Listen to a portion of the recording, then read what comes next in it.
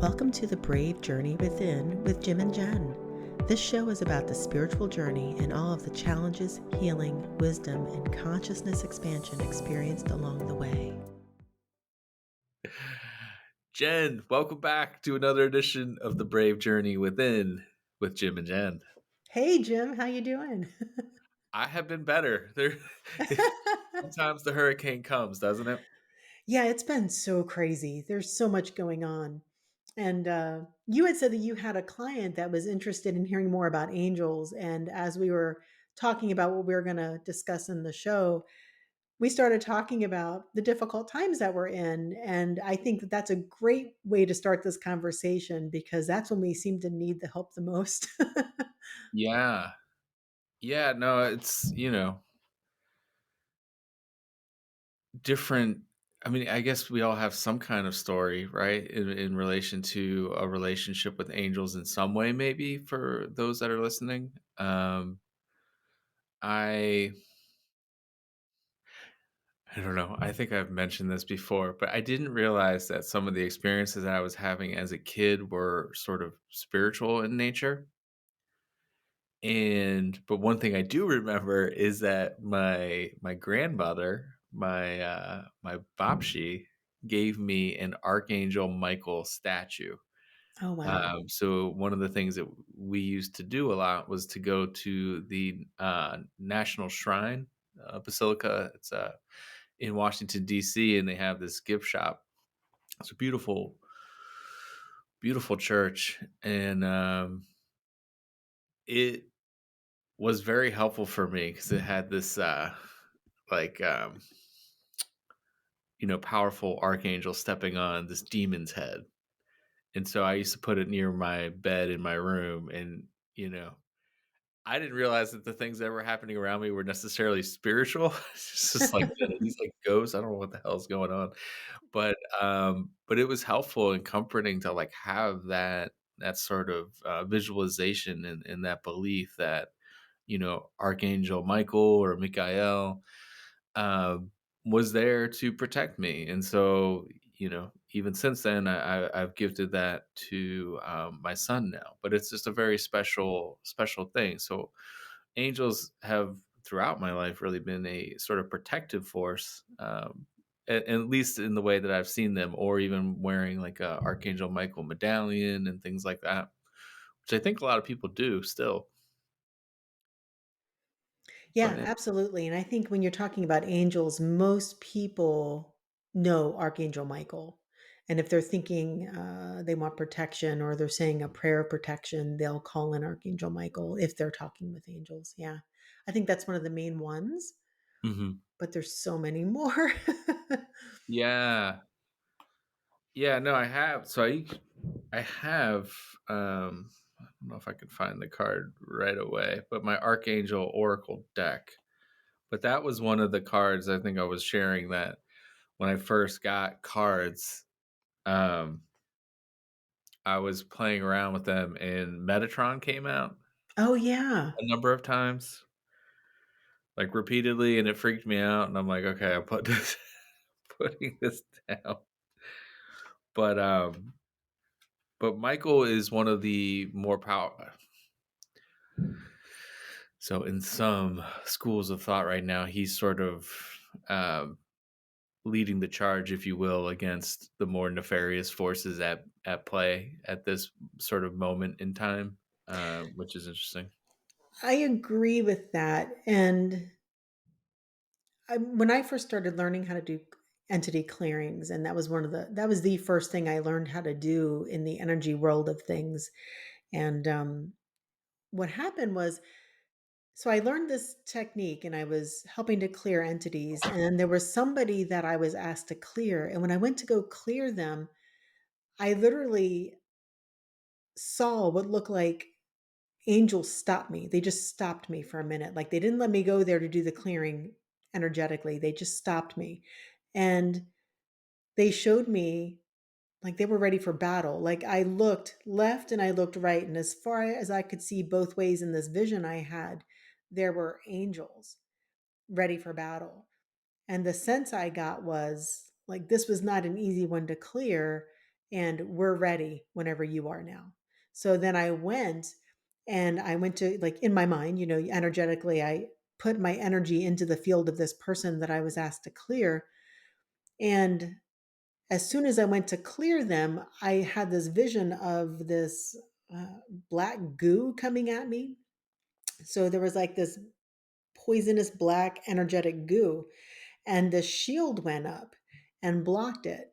And that was my first experience working with Archangel Michael in that realm of things. And so what I was told is to call them the army of angels. So they are literally here to help battle the more detrimental forces that are, this is a spiritual warfare. Even if we're trying to be in oneness, that's really what's going on. It's just, how do we approach it? I try not to look at it like I'm in a war. I try to look at it like, I am me. I am in this space. I have to defend myself sometimes, but I'm moving forward in a space of love and in this vibration of love. And it doesn't necessarily make me less of a target most of the time. It still seems like stuff happens. Yeah. But at least I'm not building karma, and I tend to be, for us, I think that's our power. That's like what we're meant to be. We're meant to be love, not a doormat, but love. Yeah. And so when you're talking about Archangel Michael, like, he's a warrior. He does battle the darkness. I think that there are certain souls that are meant to be warrior souls. Um, I don't think he is any less loving, though, than the other angels. He just has a different role. Like, they all seem to have different roles. So I don't know. That's just how I see it. But I do agree. I do agree that there is, he is leading a force of angels to help clear a lot of the detrimental forces. Well, yeah, I mean, like, and the basilica where I got the archangel statuette, I mean, like, that was, very Catholic, like, it's just very, Yeah.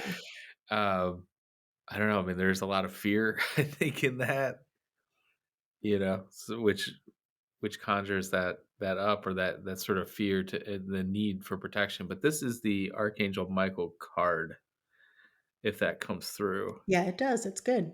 Um, but it's very strong, very blue. He's got his angel wings and his sword and things like that. But it's very, what would you say are Archangel Michael's strengths? I mean, this card says stand in your power and be true to yourself. So, like, courage, standing up, empowerment, like, that seems to be a big thing with him. I had my very first interaction really with Archangel Michael directly was one of the times when I was clearing, and this was before the army of angels came in that time. I had a client who had a karmic situation with an entity that wouldn't clear very easily. And and I didn't know how to clear that at the time yet. So I was like, I didn't know what to do except a very basic clearing, and it wasn't working, and it antagonized it. So it woke me up in the middle of the night and then said it was going to go after my kids. And of course, I'm just like, oh my God, what the heck am I getting into? And I'm Yeah. freaking out. So I get up out of bed and I go to the family room, and I'm sitting on the couch, and I've got we use crystals in this form of clearing. And so I got my crystal and I'm trying, I was going to sit down to try to clear. And then the entity blinded me. I literally could not see. My eyes were open and everything was black. I could not see. So of course I'm freaking the heck out. I'm like, "Oh my Yeah, I've gosh." heard that in, more like exorcism type stuff, but, like, that type of thing can happen. Oh, it does happen. And so but I'm sitting there alone by myself in the middle of the night, and now I'm blinded and I'm freaking out. And then a vision of Archangel Michael he was sitting on my ottoman or something, but he was sitting right in front of me. And he said, "Calm down," because I was really freaking out. He's like, "Calm down. I want you to turn up your light as bright as they can make it, as bright as you can make it, because they can't handle that." So it wasn't about battling the demon. or the entity or whatever you want to call that. It was about becoming so strong in my own light that it would just go away.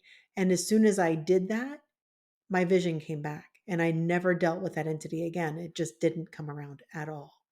So I look at that as a test. I think, I could have called an Archangel Michael and been like, oh my God, take him away. Like, oh, Yeah. but I think a lot of times we're meant to learn how to come into our power through situations. And every person's situation is different. So, we're tested in different ways. I am meant to be, uh, I don't know if I would call myself a warrior soul, but I'm definitely meant to be strong in that power to help clear these things from people and places. So that just tends to be one of the things I'm meant to do.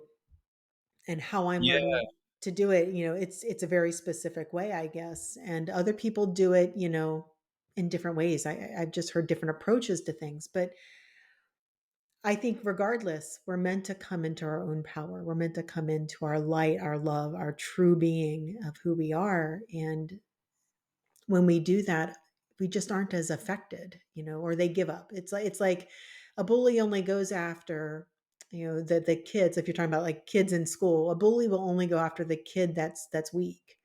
They won't go Well, after the ones that are strong. it's interesting. I was doing some work with Amy Major, and she works with a demonologist who I'm sort of fascinated by. I feel like you have to be super strong, super brave to be in that uh, realm, right? To sort of operate and face those things. Yeah. I think I was sharing just that, in the church where I grew up in Maryland, there was a guy who was the bodyguard for one of the priests that did The Exorcist when they were here. And so that he described to my dad just how the priest was sort of attacked. And that always, frightened me, of course, hearing that. But at the same time, like the priest was undeterred, right? Like he was Mhm. locked in this battle and was seemingly unafraid. But I have heard and seen other stories too where, priests, I mean, we all have our own issues, right? But like priests that are not of perhaps the highest moral character or spiritually grounded in their faith, when Yeah. they come up across certain things, they do not fare well. Like it goes very poorly for them. So it's fascinating how that can happen. Well, you had mentioned that you pulled a card I did, today. yeah. Well, so there's many challenges happening at the moment, perhaps for a lot of people. And so I pulled a card prior to coming on here. And so I'll just share the card.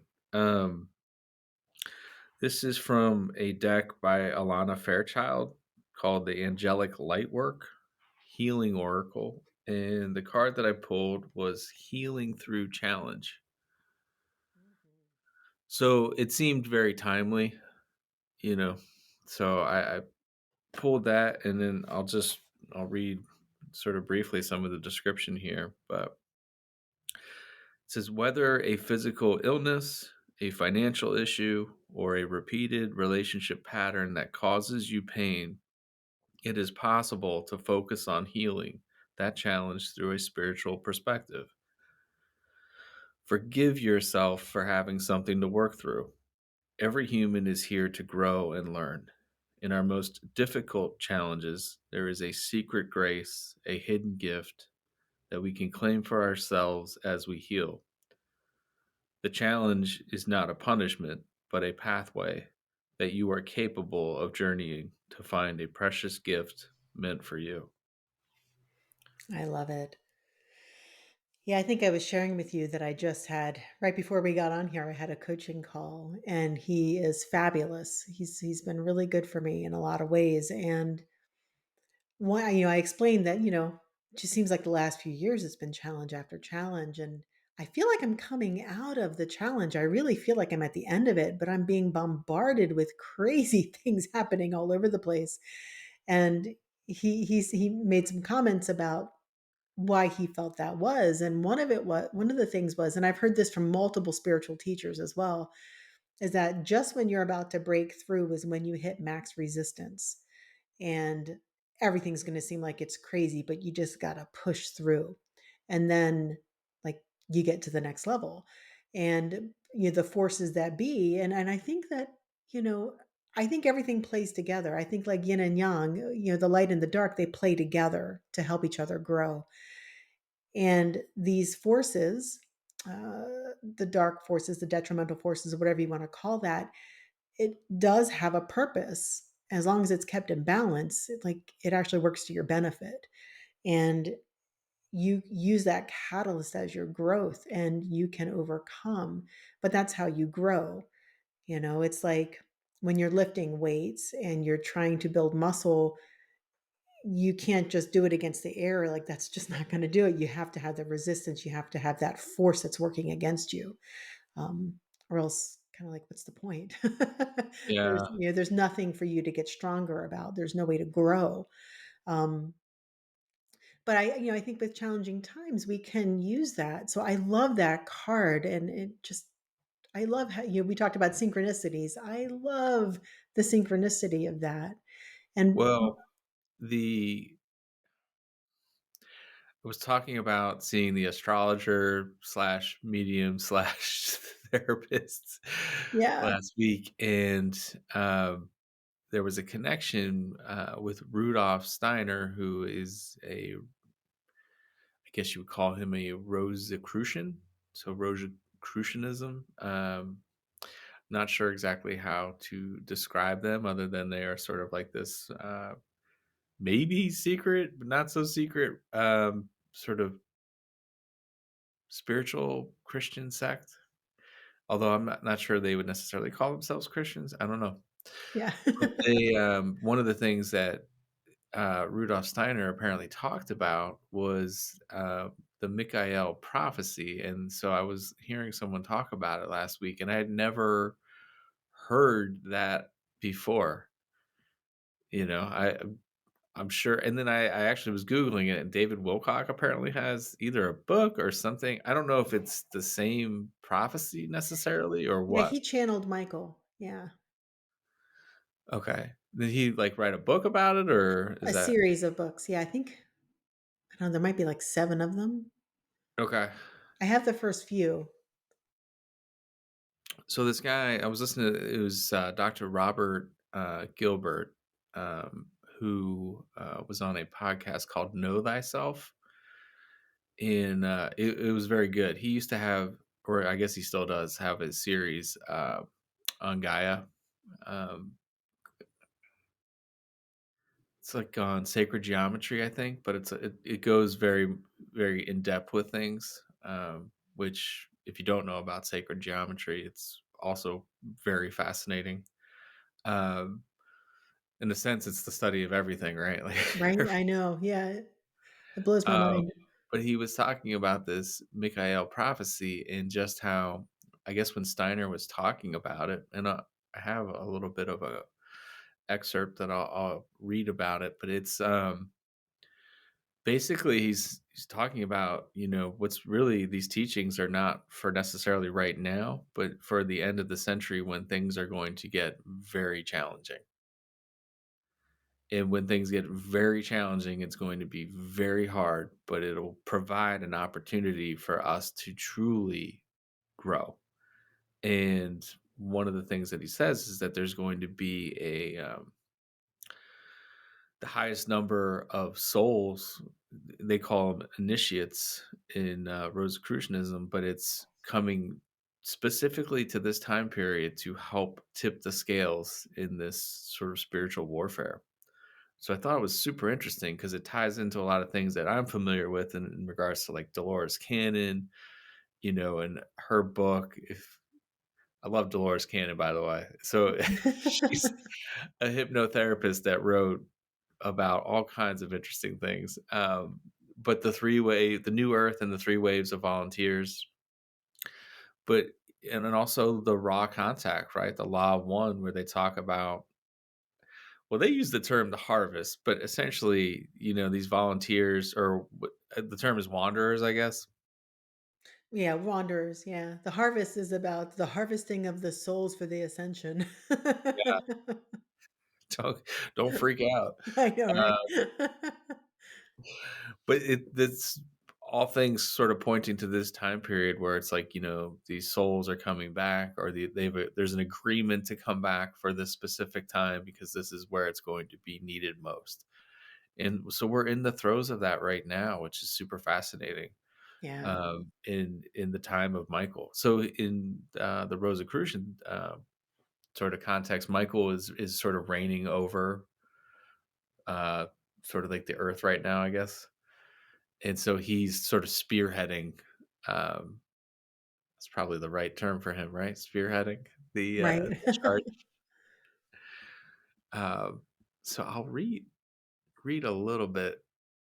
Um, so you're going to hear the term Ahriman. Jen, have you ever heard that term before? I had to look it up. I have heard it before. It's like in Zoroastrianism, which was the world's first monotheistic religion. Um,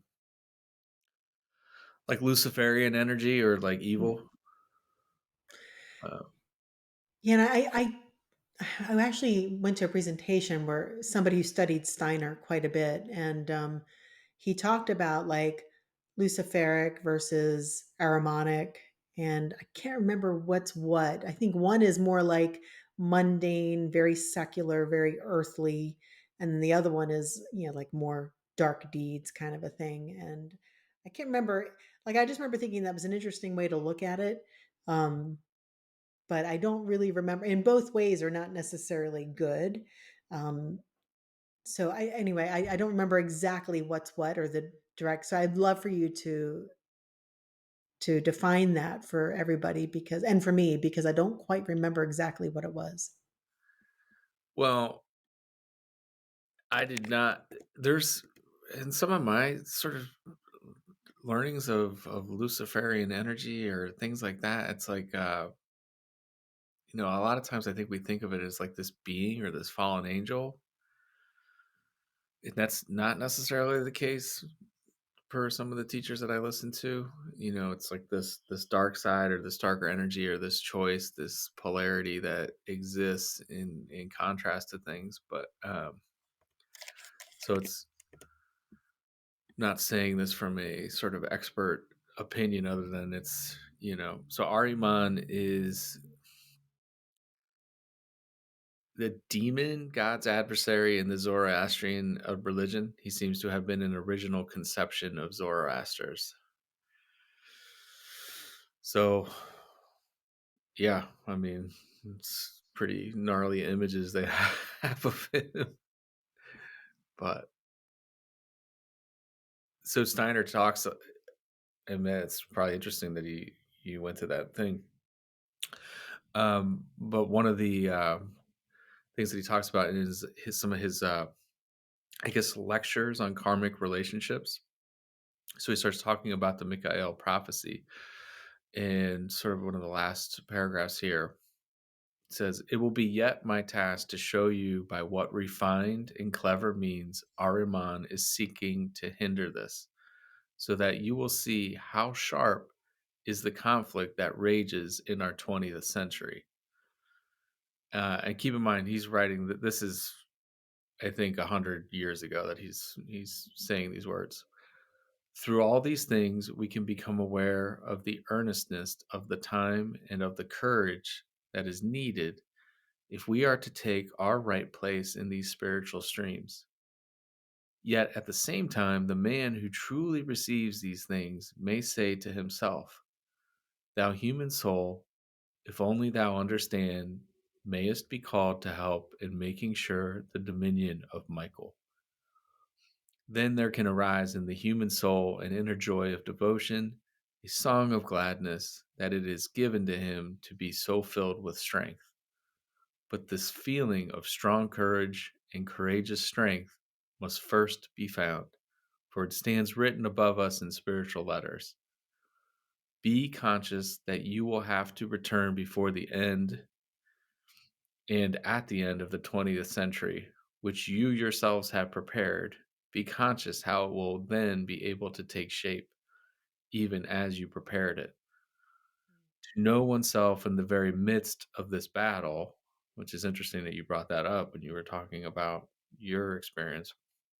This decisive conflict between Michael and Ahriman is one thing, my dear friends, that lies inherent in true anthroposophical enthusiasm and inspiration. That was the end of that part. So yeah, like this own, to know thyself, to really come into your own power is sort of the thing that tips the scale. Just like you don't have to know any of these things or who Rudolf Steiner is or Archangel Michael. Like it's just, coming into your own power and in a lot of ways. Yeah. Yeah, I think, if you're talking about more detrimental spiritual forces, they use your anywhere where you feel like you're not in your power, they will use that against you. And, pretty much we all have something, right? Whether we just don't feel good enough or we're afraid of something, maybe we're afraid of losing someone or something. Whatever it is, it can be used against you. And I think the point is with know thyself, it's knowing where it is you need to bring light and love into your experience and to heal it, which is why it's so good to do the self work and the energy healing and things like that. But then also knowing that you have all the power you need within you. It's just that the things that we fear or the things that we've had trauma around keep us from that. And we have to see it to heal it and get through it and to find our strength and our true power. So when I Yeah. think know thyself, that's where I go with that. Well, you had mentioned that when Archangel Michael was communicating with you and sort of requested that you turn up your light for people listening, what was the technique that you used to do that? Yeah. So I envisioned almost like, on a stove you have the low to high, your little dial. I Mhm. envisioned a dial that represented my own internal light. And honestly, I think if I did not have Archangel Michael sitting next to me and or in front of me in that moment, I don't think I would have found it. Yeah. Because I would have still been in fear, but because I knew he was with me, and then it felt almost like a training, uh, where it was just kind of like I was learning how to find my power switch, right? So I turned the knob up and I could feel it within me. Like I felt like I am Jennifer. you know, like you cannot hurt me. I am full of love and light from God. That's Yeah. just how it felt. And it went away. Um, so that was a really powerful moment. And I've had other times where, I've had even crazier experiences than that, where I've had to dig even deeper to try to find that new level of power within me. And I think I've figured, I mean, so far, knock on some wood here, I don't know, but I feel like I've found it. Yeah. So I'm hoping for a while I don't have any more experiences because they're not exactly fun, but it does take you to a whole different level of understanding of who you are. It's very interesting. So one of the, things that this guy, the Rosicrucian that I was referencing, Dr. Robert Gilbert, who had the, TV show on Gaia, his institute is called the Vesica Institute, and it's, there's some sacred geometry on it, almost like a Venn diagram with, a triangle, which is super fascinating. But he was talking about how in, sacred geometry, but then also like how you're I'm trying to think of exactly what he was talking about, but it's how it related to me is like a toroidal type shape. So if you can imagine like your energy that you have running through your body, So a lot of sacred geometry sort of corresponds with aspects of your energy and meridians and points in your body. There's like this shaft that goes through you, and there's different meditations like the Merkaba meditation or things like that that reference this power, with this connection that we have with spirit. And the toroidal shape is kind of like an apple. But in this one meditation, well, you'll notice it in other multiple meditations. But basically, like how an apple at the top there's that opening, and at the bottom there's an opening. But you imagine this meditation where you have your energy, your light spinning around, almost like in a tornado or like this vortex. But then it spirals up and then branches out around you, and then encompasses you back up from the bottom.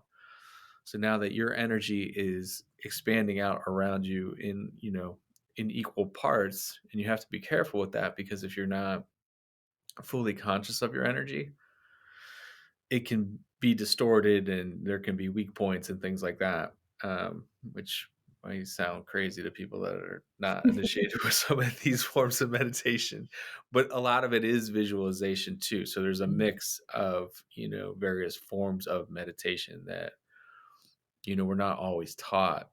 If someone just learned about mindfulness meditation, it's like, all right, well, pay attention to your breath. There's a lot more to it.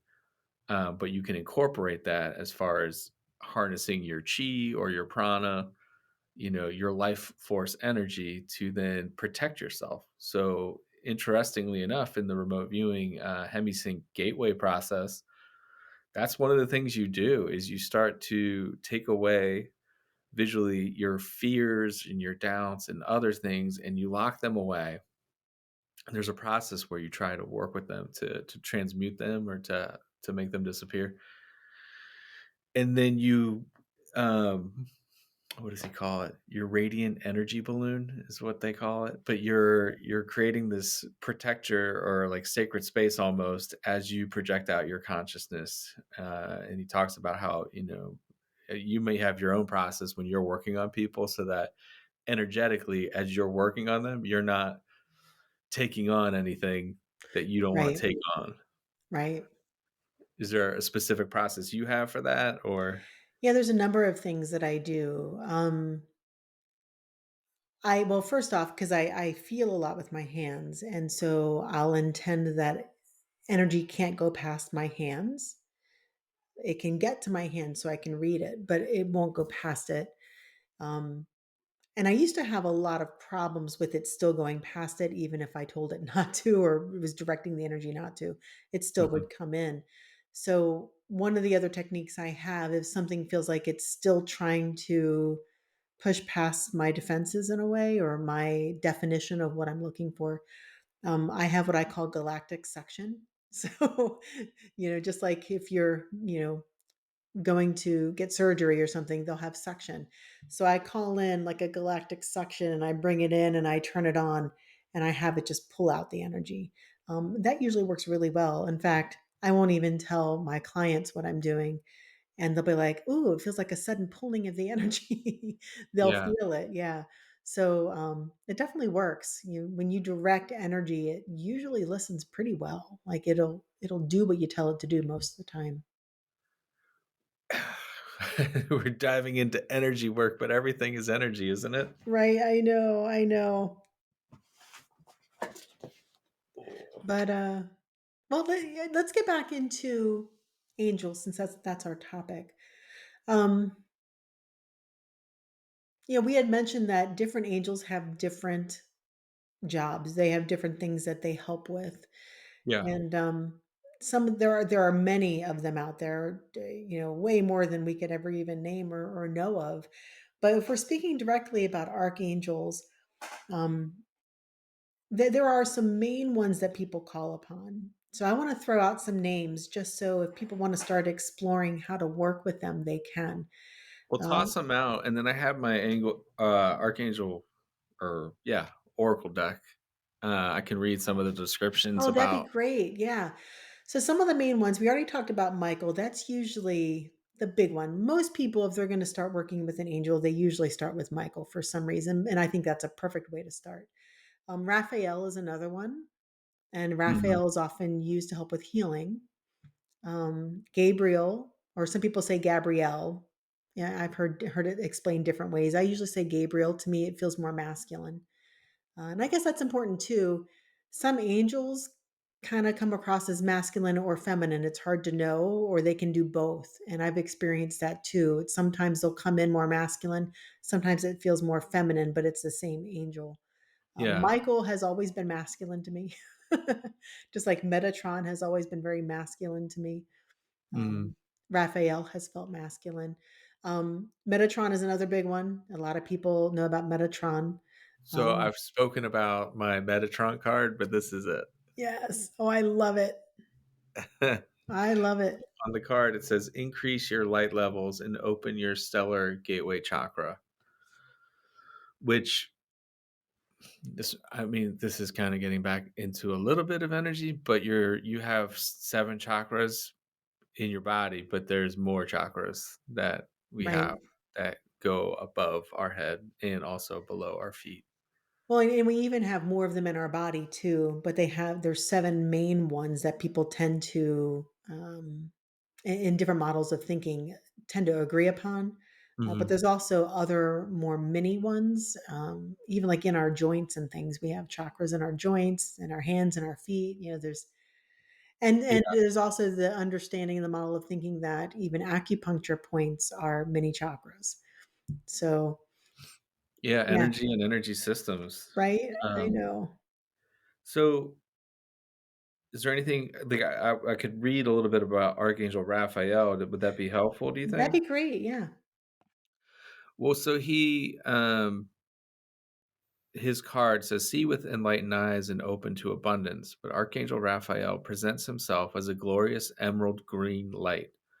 So for some people that work with angels, it's not so much an image, but a color that they'll work with. I've Uh, seen him actually in oh, color, like a plasma ball.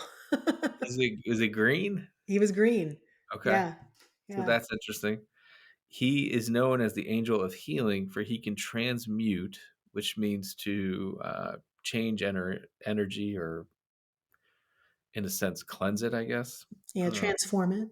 transform it, transmute the density in your mental and emotional bodies so that the physical can become divinely healthy. His etheric retreat is above Fatima, Portugal. From there, he overlights Europe and oversees the development of the third eye chakras of humanity. Your third eye is a crystal ball. Archangel Raphael helps you to clear it so that you can view everything from an enlightened perspective and see your own divine magnificence. He also supervises the abundance consciousness of humanity, inspiring us all to attune to the infinite plenty of the universe. The cosmos is benevolent, and when you transform your personal beliefs and raise your frequency to match that of your dreams, they will automatically come to fruition.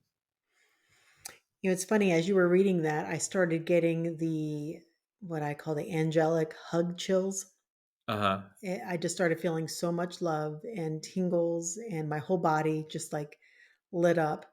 And I think we ought to talk about that real quickly because sometimes when you get the chills, have you ever had that happen, Jim? Where you just like get like the sudden like rush of energy and then you just feel so good. You're like, oh, I just love this. Yeah. Yeah.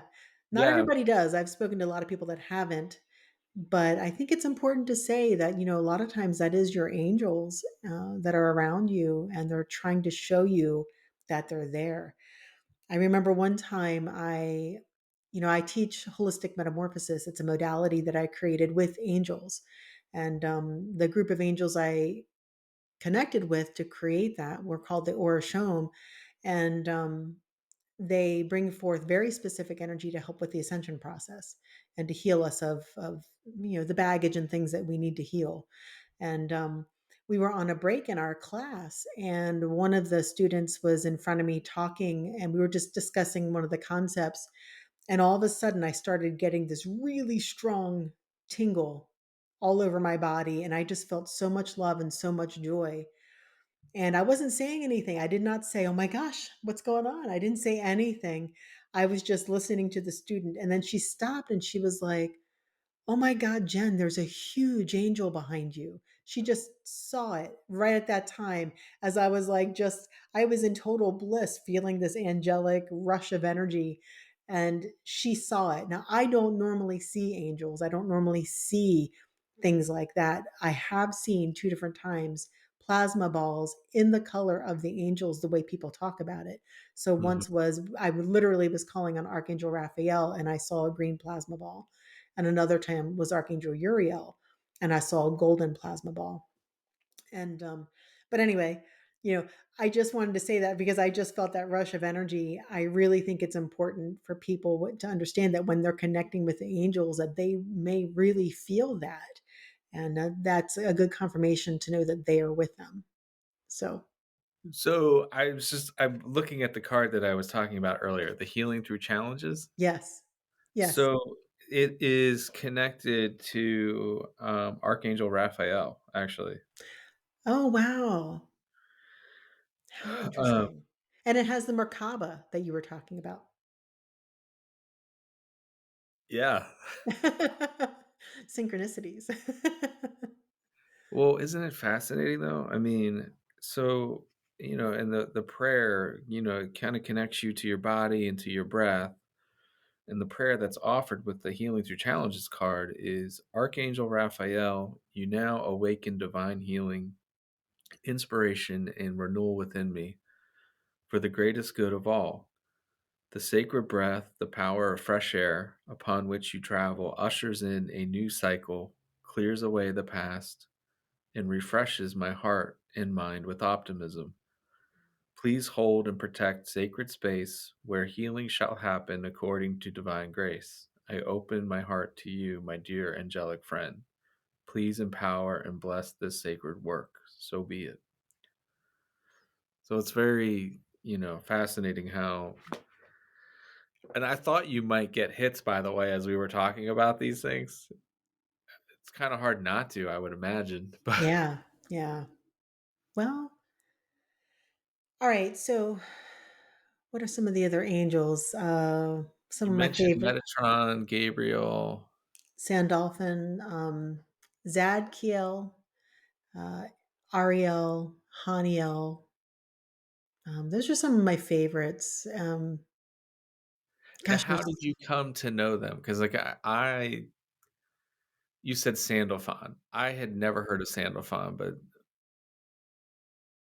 allegedly in working with a couple other healers, they were like, Sandalphon like works with you, and I'm like, who the heck is Sandalphon? yeah, yeah, and it's very different. So Metatron, Sandalphon, and the rest of them end in el, like Mikael, Raphael, Yeah. Ariel, Uriel, right? Zadkiel.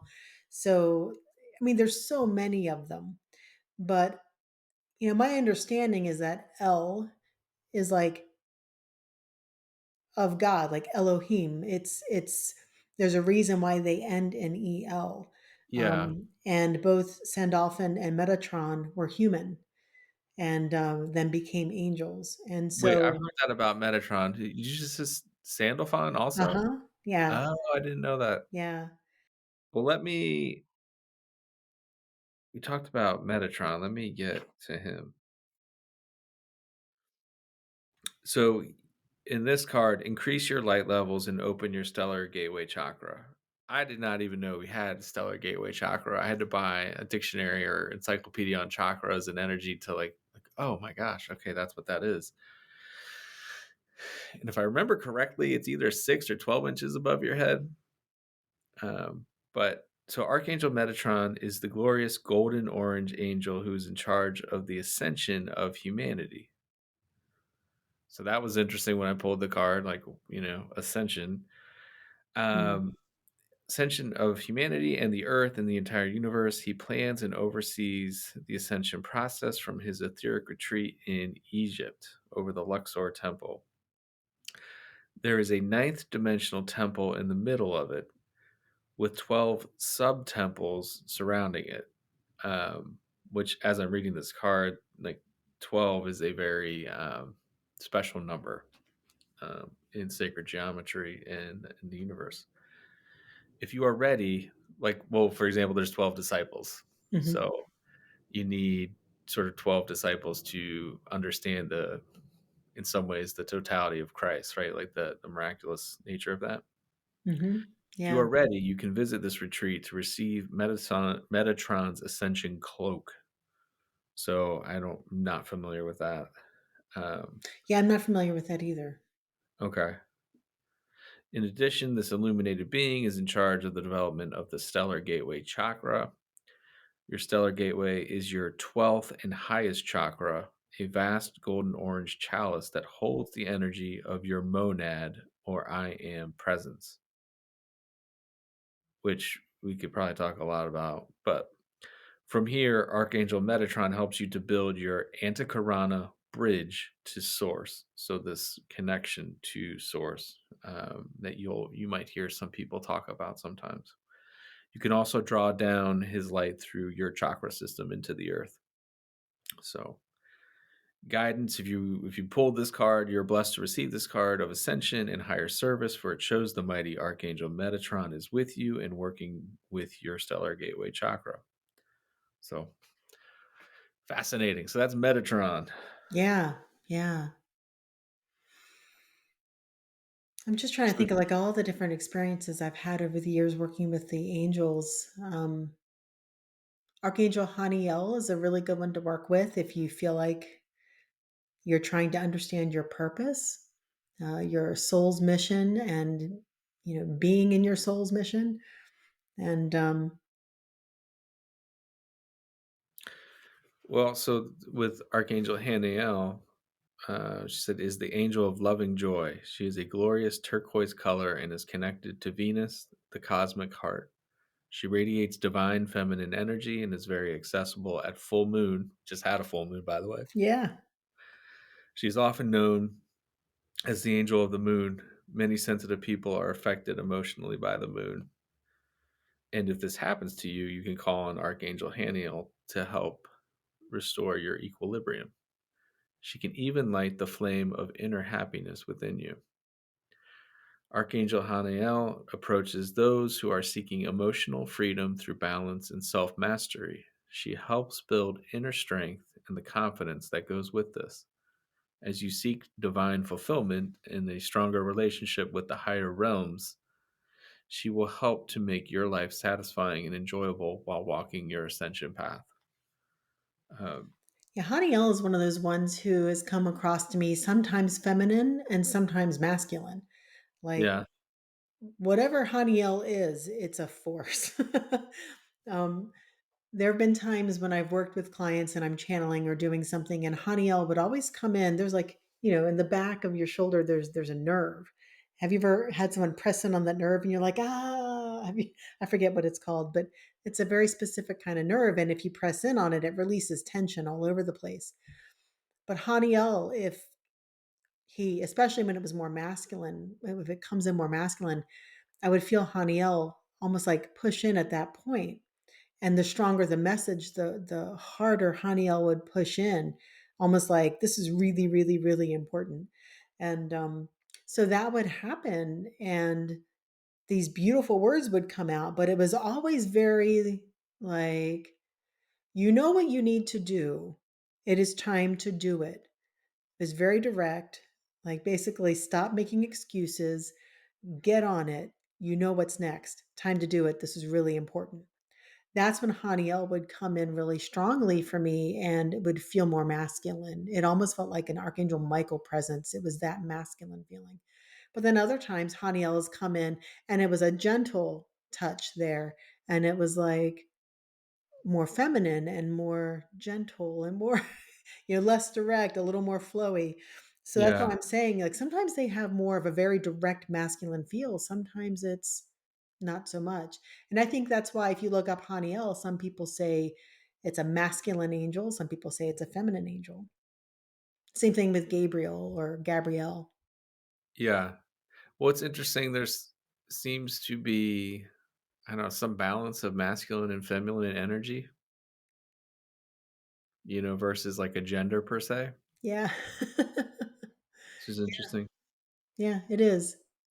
Yeah. Um, who else do you tend to work with that maybe we could share with? Zadkiel is one I've worked with a lot.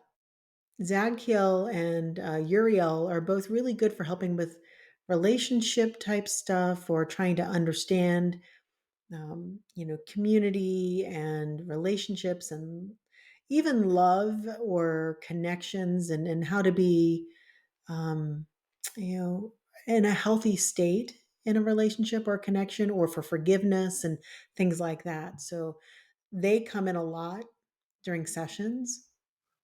Okay. Um, so for Zadkiel, it says it's time for transmutation, carry the violet flame, which is a really Hmm. powerful Yes. tool, meditation. We could talk a little bit about Archangel Zadkiel oversees the different color vibrations of the violet ray of transmutation, which provides the energy to dissolve and clear dense vibrations. He works with Saint Germain Hmm. and also merges with Archangel Gabriel to create the cosmic diamond violet flame. This is the highest frequency energy currently available to enable us and the planet to clear the past. It will accelerate our ascension in the fifth dimension, or into the fifth dimension. Archangel Zadkiel is in charge of the lower chambers of our soul star chakras, or chakras, which contain all unresolved karma and ancestral and genetic karma. From his etheric retreat above Cuba, he watches the energy of Earth, dispatching his violet angels and dragons, which is interesting that they have that in this book, Right? Yeah. to transmute negative or negativity when asked, which is interesting because I was telling you that astrologer and therapist, she was talking about, unemployed angels and how like you do kind of need to call on them and they're accessible, but you have to make that effort. It's interesting. Yeah, I agree. Yeah. So Zachiel is a favorite. Um, any others that you want to highlight here? Oh gosh, there's so many. I know there's so many. I don't want to I like do a mean, disservice. Archangel Chamuel, or some people say Chamuel, but it's Chamuel, often works with heart related things. So healing your wounded heart. um, it's always a good one. In fact, most of them will help you with that, yeah, in different ways. But um, yeah, there's just so many to pick from. What about Um, you? Do you tend to work with any? I work a lot with this deck on occasion to ask for sort of guidance. A lot of times it's, kind of a reminder to ground yourself into spiritual practice and just kind of a reminder that they are here with us or with me, working with me. Um,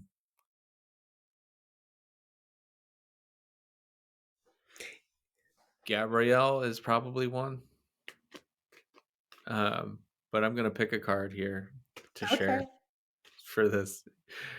Whoever wants to come through and to share.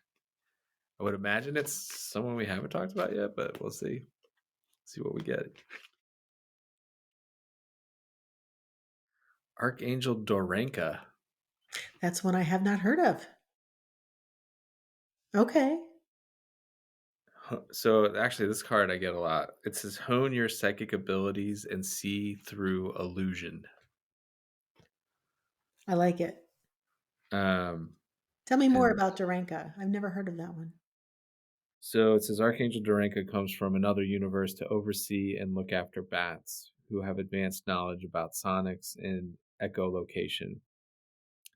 They come to Earth through Sirius, um, where they learn to fine tune their data to fit in with our atmospherics. These special animals have volunteered to come to Earth to share their knowledge. They communicate with open hearts through their throat chakras. Archangel Dorenka's color is deep gray black. He vibrates on a different wavelength from other archangels. Because of this, some people find him more difficult to connect with. But when you understand and honor bats, he extends his protection and love to you. and through this, you can gain access to wisdom of the universe. This card guides you to open up to the psychic abilities latent within you. And to do this, expand your right brain by listening to your intuition and trusting your inner guidance. Hmm. This is something that I have a hard time doing, which is probably why I pulled this card a lot. Practice choosing with your heart rather than your left brain. Focus on your throat chakra, your spiritual center of truth, and visualize an upward pointing triangle with it. This opens it up to allow Archangel Dorenka and Archangel Michael to pour sacred geometric codes into it. Be aware of these angel sonics and know that your psychic abilities are being honed. Choosing this card reminds you that metaphorically you can fly, so expand your vision and focus on your wildest dreams. You have untapped gifts and abilities and are being invited to bring them forward. Safe in the knowledge that all the support you need is available to you. So it's interesting. I didn't recall them talking about the geometric codes, but that's an interesting thing that sometimes comes up with people with sound, vibration, frequencies, light language, if anyone is familiar with that. Um, I've heard people speak like language. It's very fascinating. Yeah, it really is. Yeah, it sounds very ancient, and not everybody that I've heard speak it makes it sound real, but there are quite a few people who they speak it and it feels very authentic. I am sure that there are some phonies out there, but I have heard Yeah. some people where I'm like, well, they are Wow. speaking something. Yep. Yep. Real And quickly, I also wanted to talk. symbols too, right? Like light language codes and things. What's that? Light language codes. Yeah, I Uh, have a book on that actually. oh, really? Mhm. Yeah. Huh, If I still interesting. have it somewhere, I'll give it to you sometime. Yeah, they have all kinds of symbols and things in there. Um, but I wanted to real quickly talk about this one time. I do teach a connection to archangels where we activate with our energy and then we practice healing on each other. And I one of the first classes I did on this, and there were 15 archangels that we attuned to and that we activated with. And at the end, I stood up in front of the group and did a channeled message from the archangels. That's probably one of the deepest times I wasn't quite in trance, but I was really deep. And I was standing though. And so as a part of the energy was like really coursing through me. And so I was on my feet and I was kind of going back and forth on my feet like this, like little tiny movements back and forth on my feet, but my eyes were closed. And my eyes were closed the whole time, and at one point, doing these little movements like this back and forth, I walked over to the corner of the room and I was facing the corner, like I was like facing the corner, almost running into the wall, but I didn't. And Yeah, then I came back. This is what the whole group told me. I came back and I was like in front of them, and then I turned around and I faced the back of the room. So like my back was facing them as I was giving this message. I had no idea. And then when the message was done and I opened my eyes and I realized I was facing the back wall, I was not even looking at them. I turned back around. They were all like, interesting. and I don't even remember what all came through, but it was really profound. And you had mentioned something about being grounded in your spirituality with the angels. And I was like, well, that was one time I was totally not grounded. It took me hours to come back into my body and to Mhm. feel really connected again to who I was. I was flying high. I was like I was on drugs or something. It was Yeah, so, I was so out there. Um, it's interesting because some meditations that I do, they'll talk about, kind of being tethered mhm. to the earth so that you don't Yes. just maintaining that connection. But the angels, I mean, there's so much love there. I mean, it's like, even when they just come up next to you and they give you that angel hug and you get that buzz of energy, it just feels so amazing, and it reminds you of what we're here for. Yeah, so for people like, kind of want to learn more, is your class live or is it online? I have it online now, so if they wanted to, I can put a link to it in the description, but it's so amazing.